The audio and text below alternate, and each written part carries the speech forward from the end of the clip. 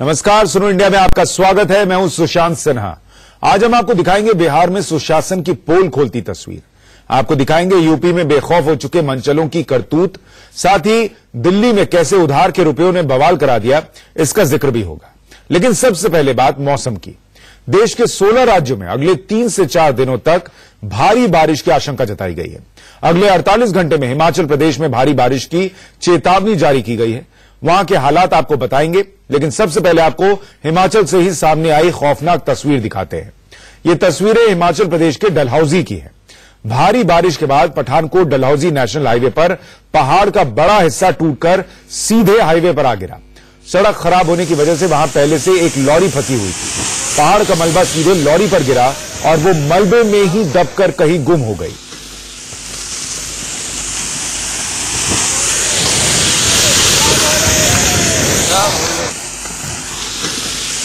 गनीमत यह रही कि लॉरी में कोई मौजूद नहीं था। पहाड़ से आए मलबे के चलते पठानकोट डलहौजी नेशनल हाईवे बंद कर दिया गया है, जिससे हाईवे के दोनों तरफ बड़ी संख्या में लोग फंस गए हैं। फिलहाल हाईवे को खोलने का काम जारी है, लेकिन बारिश के चलते इस काम में रुकावट आ रही है।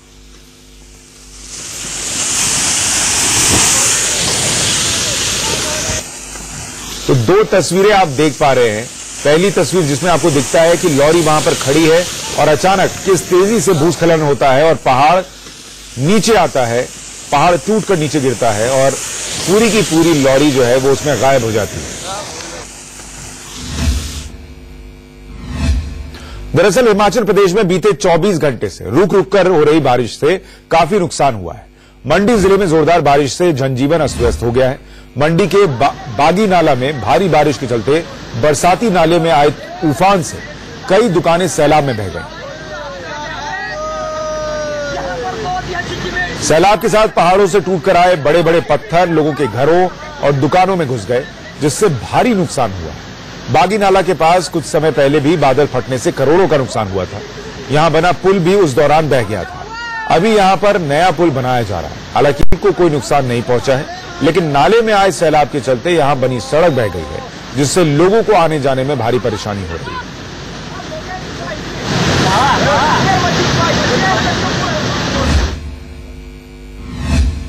पहाड़ों में हो रही लगातार बारिश से नदियां उफान पर हैं। उत्तराखंड के कई जिलों में बारिश आफत का सबब बन गई है। बात करें ऋषिकेश की, तो लगातार हो रही बारिश से गंगा, चंद्रभागा, सुसवा, सौंग और बीन नदियां उफान पर हैं। इन नदियों का जलस्तर बढ़ने से बाढ़ का खतरा पैदा हो गया है।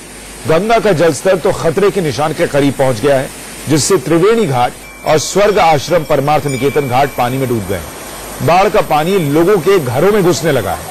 ऋषिकेश से श्रीनगर जाने वाले रास्ते पर मलबा आने से सड़क बंद हो गई है। ऋषिकेश से हरिद्वार जाने वाले चीला बाईपास मार्ग पर भी बंद होने की खबर है। ऋषिकेश में अगले 48 घंटे में भारी बारिश की चेतावनी भी जारी की गई है।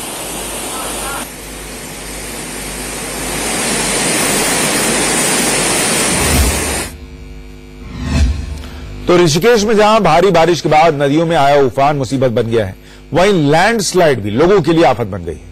ऋषिकेश के खाड़ी इलाके से लैंडस्लाइड की लाइव तस्वीरें सामने आई हैं। यहां पूरा का पूरा पहाड़ ही टूटकर ऋषिकेश गंगोत्री राष्ट्रीय राजमार्ग पर आ गिरा। पहले बड़े बड़े पत्थर हाईवे किनारे नदी में गिरे और फिर देखते ही देखते पहाड़ का एक बड़ा हिस्सा भरभराकर हाईवे पर आ गिरा। गनीमत यह रही कि जिस समय यह घटना हुई, हाईवे से कोई गाड़ी गुजर नहीं रही थी, जिससे बड़ा हादसा टल गया। ये तस्वीर तो एक जगह की है। इस हाईवे पर कई जगह ऐसे ही लैंडस्लाइड की घटनाएं हुई हैं, जिससे पूरा का पूरा हाईवे कई जगह से बंद हो चुका है। रास्ता खोलने की कोशिश की जा रही है, लेकिन बीच बीच में हो रही बारिश की वजह से काम में दिक्कत आ रही है।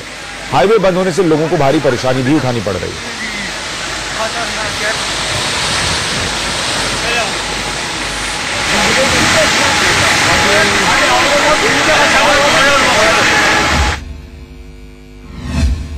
उधर उत्तराखंड के रामनगर में भी लगातार बारिश से जनजीवन अस्त व्यस्त हो गया है। यहां बीती रात से हो रही लगातार बारिश से कई अहम रास्ते और सड़कें पानी में डूब गई हैं। यहां के धनगढ़ी इलाके में बरसाती नाले में आए उफान से लोगों की मुसीबत बढ़ गई। नाले का पानी कई जगह दिल्ली बद्रीनाथ हाईवे के साथ साथ नेशनल हाईवे 121 के ऊपर से होकर बह रहा है, जिससे ये रास्ते बंद हो गए हैं और दोनों तरफ बड़ी संख्या में लोग फंस गए। लोग जान जोखिम में डालकर इन रास्तों को पार करते नजर आए। कई गाड़ियां सैलाब के बीच ही फंस गई। घंटों की मशक्कत के बाद उन्हें निकाला जा सका। हैरानी की बात यह है कि इन रास्तों से गुजर रहे लोगों को रोकने वाला कोई नहीं है। प्रशासन की कोई टीम मौके पर नहीं है जो लोगों को इन खौफनाक या खतरनाक रास्तों से गुजरने से रोक सके। ऐसे में किसी भी बड़े हादसे की आशंका लगातार बनी हुई है।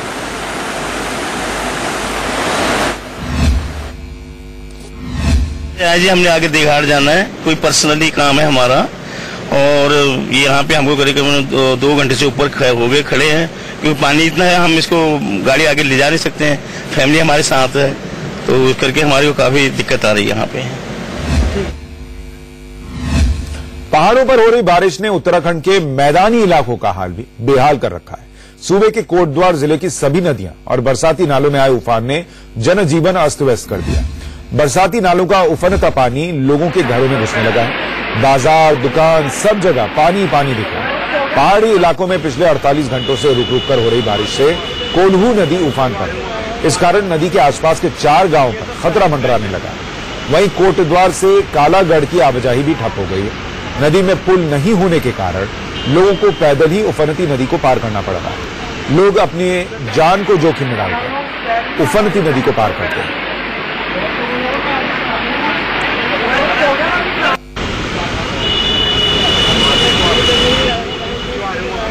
तो सैलाब ने जिस तरीके से तबाही मचाई है और ये तबाही मचाने का सिलसिला जारी है, उसकी तस्वीरें आप देख रहे हैं।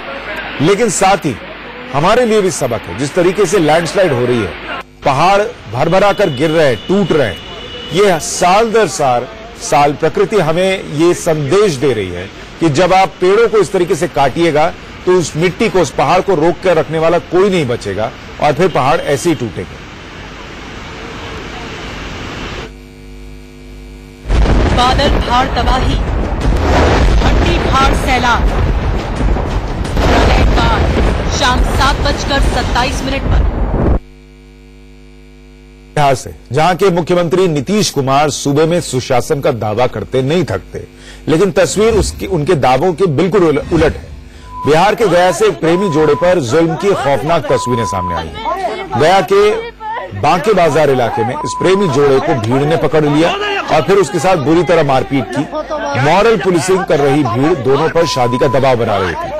डरा सहमा प्रेमी जोड़ा खुद को छोड़ देने की गुहार लगा रहा था। यह तमाशा घंटों चला। अब इस घटना का वीडियो सोशल मीडिया पर वायरल हो रहा है। वहीं जब पुलिस से इस घटना के बारे में बात की गई तो उसका कहना था कि वीडियो की जांच की जा रही है, जिसके बाद दोषियों के खिलाफ कार्रवाई की जाएगी।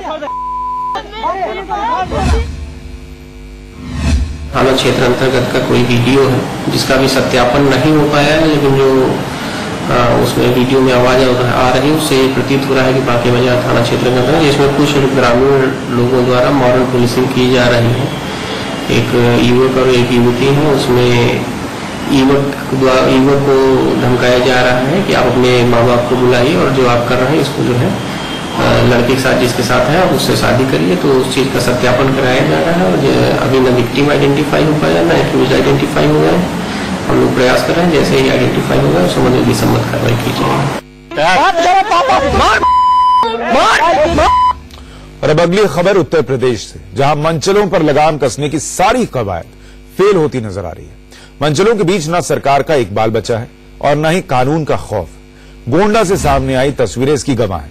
पहले आप तस्वीरें देख लीजिए, किस तरह कुछ युवक पहले एक स्कूटी सवार को रोकते हैं, फिर उसके साथ हाथापाई शुरू कर देते हैं।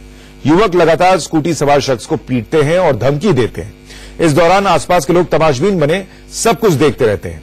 मारपीट कर युवक आराम से चले जाते हैं।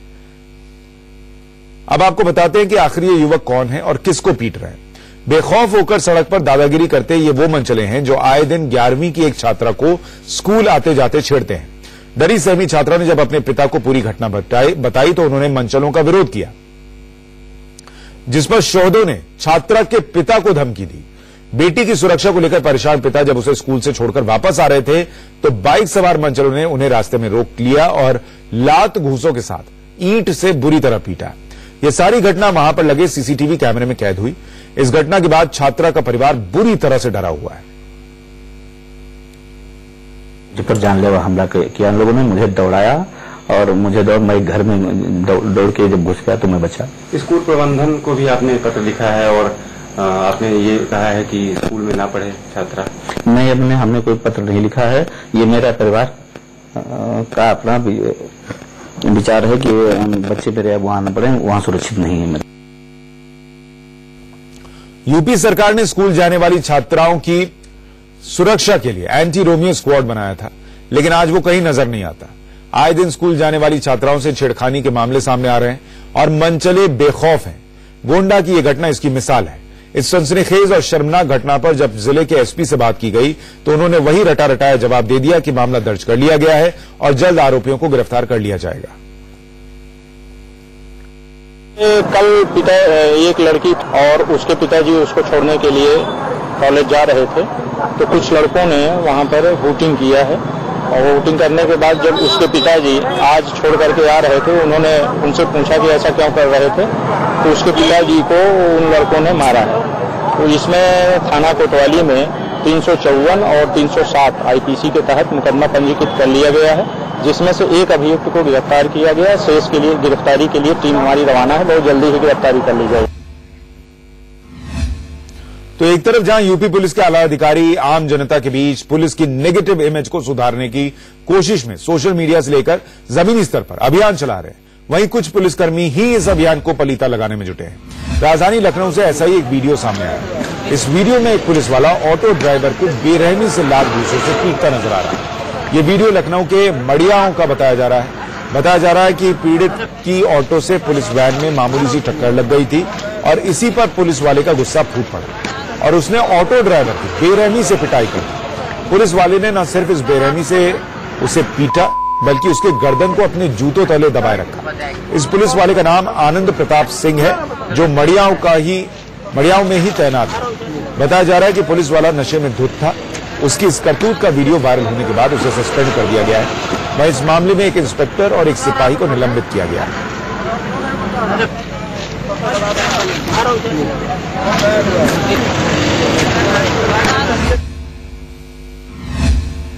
सुनो इंडिया में अगली खबर दिल्ली से है, जहां उधार के पैसों ने एक शख्स की जिंदगी दांव पर लगा दी। मामला सीलमपुर इलाके का है, जहां उधार दिए गए पैसे वापस मांगने पर एक शख्स की बेरहमी से पिटाई कर दी गई।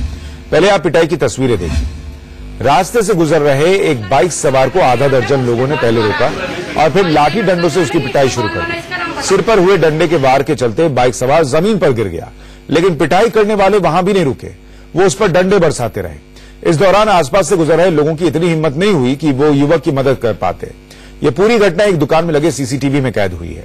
मारपीट की इस घटना के पीछे पैसों का लेन देन बताया जा रहा है। पिट रहे युवक का नाम मोहसिन है। उसने कुछ दिन पहले अपने एक रिश्तेदार को 5,000 रुपए उधार दिए थे। मोहसिन ने पैसे वापस मांगे तो वो आनाकानी करने लगा। ज्यादा जोर दिए जाने पर उसने अपने दोस्तों के साथ मिलकर मोहसिन पर ही हमला कर दिया। फिलहाल पुलिस ने मामला दर्ज कर इस वीडियो के आधार पर आरोपियों की तलाश शुरू की है।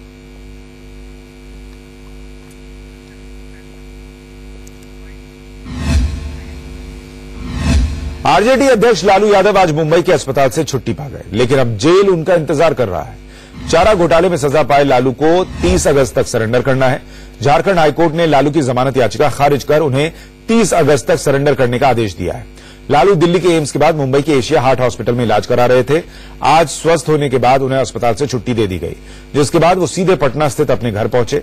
अब लालू को 30 अगस्त तक सरेंडर करना है। हालांकि अभी ये साफ नहीं है कि वो कब तक सरेंडर करेंगे। लालू यादव चारा घोटाले के अलग अलग मामलों में सजा काट रहे हैं। इलाज कराने के लिए उनके बड़े बेटे तेज प्रताप यादव की शादी से पहले उन्हें जमानत दे दी गई थी, लेकिन अब हाईकोर्ट ने उनकी जमानत रद्द कर दी है।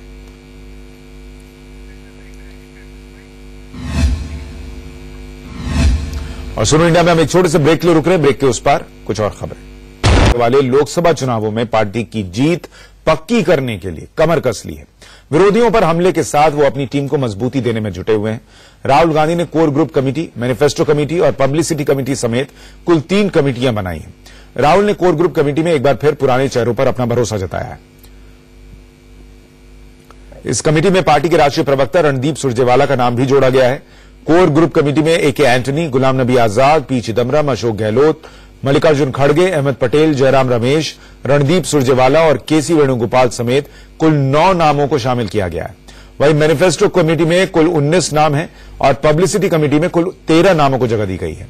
इससे पहले 23 अगस्त को राहुल गांधी ने कांग्रेस के राज्य प्रभारियों में बड़ा बदलाव किया था। इस बदलाव के तहत गुजरात में ओबीसी के अहम चेहरा रहे अल्पेश ठाकोर को बिहार का नया प्रभारी बनाया गया था।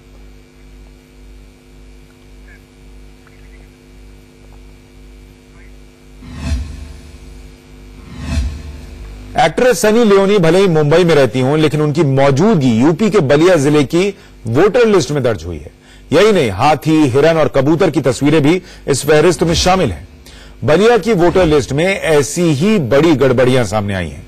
यहां विष्णु वर्मा नाम के एक डेटा ऑपरेटर ने अपने ट्रांसफर से नाराज होकर बलिया नगर विधानसभा क्षेत्र की वोटर लिस्ट में 7 नामों में गड़बड़ी करते हुए वोटर की फोटो की जगह सनी लियोनी, हाथी, मोर और कबूतर के फोटो लगा दिए। ऑपरेटर ने बलिया नगर सामान्य विधानसभा क्षेत्र की 2018 की वोटर लिस्ट में दुर्गावती सिंह नाम की महिला वोटर के नाम के आगे एक्ट्रेस सनी लियोनी का फोटो लगा दिया। इसी तरह सूबे की पूर्ववर्ती अखिलेश यादव सरकार में मंत्री रहे नारद राय के आगे उनकी फोटो की जगह हाथी की तस्वीर लगा दी। कुंवर अंकुर सिंह नाम के वोटर के आगे हिरन की तस्वीर और कुंवर गौरव के नाम के आगे कबूतर की फोटो अपलोड कर दी गई। जिला प्रशासन ने वोटर लिस्ट में हुई इस गड़बड़ी के खुलासे के बाद एक आरोपी कर्मचारी के खिलाफ एफआईआर दर्ज कराते हुए उसकी सेवा समाप्ति की सिफारिश की है।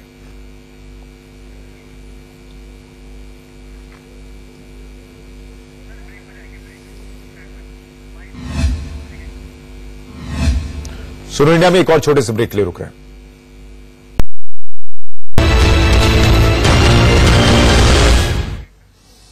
और अब बात राखी के त्योहार की। कल देश भर में रक्षाबंधन का त्योहार मनाया जाएगा। भाई बहन के पवित्र बंधन को और मजबूत करने वाले इस त्योहार के लिए लगभग हफ्ते भर से बाजार सजे हुए हैं। रेशम के एक धागे से रिश्ते को मजबूत करने वाले इस त्योहार में ज्वेलर्स भी पीछे नहीं है और इस मौके पर सोने की राखियां बेची जा रही हैं। इन राखियों की खास बात यह है कि इन पर राजनेताओं की तस्वीरें लगी हैं। सूरत के एक ज्वेलर ने सोने की राखियों पर पीएम मोदी, यूपी के सीएम योगी आदित्यनाथ और गुजरात के सीएम विजय रूपाणी जैसे राजनेताओं की तस्वीरें लगाई हैं। इन राखियों की मार्केट में भारी डिमांड है। इसके अलावा सिल्वर प्लेटेड राखी, कॉटन से बनी हैंडीक्राफ्ट राखी, स्टोन लगी ब्रेसलेट राखी के अलावा बाहुबली, डोरेमोन, शिनचैन, एवेंजर्स की तस्वीरों वाली राखियां भी खूब बिक रही हैं।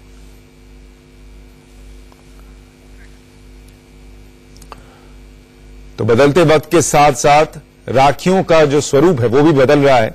सोने की राखियां हैं, हैंडीक्राफ्ट राखियां हैं और बाजार में इनकी धूम मची हुई है।